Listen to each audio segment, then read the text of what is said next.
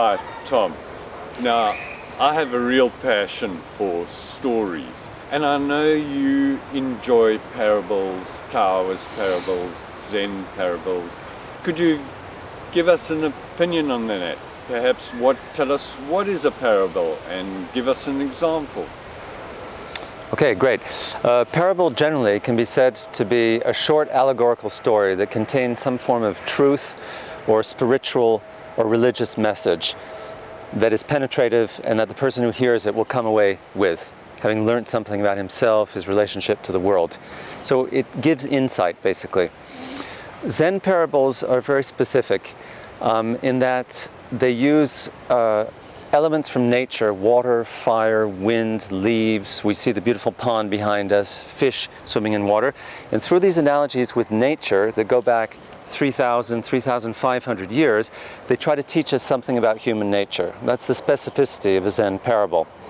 They're also a little bit enigmatic, and sometimes they're a little bit difficult to grasp, but when the penny drops, some think the insight is all the greater.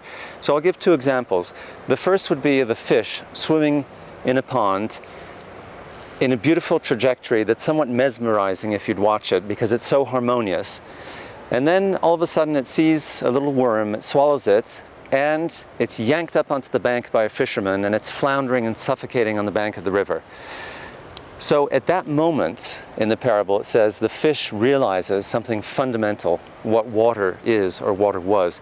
Because hitherto, when it was in the element its entire life, it never really measured, it's not that it didn't appreciate, or took for granted, but it didn't really know what water was. It was just a natural part of the symbiotic relationship that it had with the elements.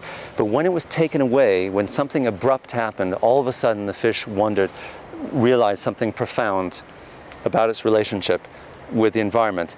And by extension, human beings, it's when things are taken away from us, or when there's an abrupt change, that all of a sudden we realize in retrospect what's important. The second parable is perhaps a little bit more enigmatic and complex. It's of a young loving couple. The man works very hard in the mines, and the woman tends to the house and soothes his feet when he gets home. But unfortunately, she falls ill, and before she dies, she makes him make a very solemn promise. And she says, "I know how great your love is for me. I ask you, indeed I demand of you, that never you will go with another woman after I'm gone." And the man, full of compassion, love, and seeing his wife in the throes of agony, he makes a solemn promise that never he'll go with another woman. So the woman dies, unfortunately, and the months go past, in a couple of years, and then the man meets another woman. And although he loved his wife very much, he's only human, and he falls in love with another woman. So he starts a relationship with her, but on the very same night, a ghost or apparition comes to him and says, "You broke your promise. You told me never again you'd be with another woman. And I saw you today, and I saw you in the park, and I saw you talking to the woman, and you brought her back to our house. How could you have betrayed me thus?" And night after night, this apparition comes and knows every detail of what the man did. The man is so beset by guilt, and he's so burdened by a bad conscience that he can't sleep, he can't toil in the mind, and his whole life is falling apart. But he doesn't want to part with that relationship, which he's hanging on for dear life with. So finally he goes and sees a Zen master that lives on yonder mountain in this secluded, beautiful area. And he goes and explains to the Zen master his plight. And the Zen master looks off in the distance in a somewhat pensive mode. And he says, "My good friend and manual laborer, you're a good man, and I want to help you with your dilemma.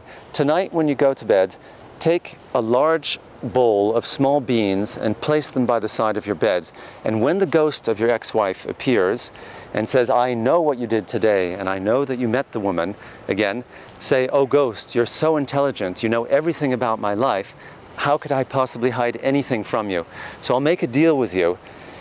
If I take a big bunch of beans and put them behind my back, and you can tell me the exact number of beans I hold in my hand, I will break off with this woman, and in fact I'll never speak to another woman for the rest of my life.'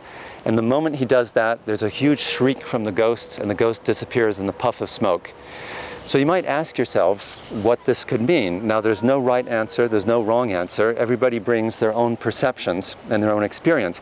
But one possible explanation is the Zen master realized that the man's own guilty conscience was driving him crazy. that the ghost couldn't possibly know anything that he didn't.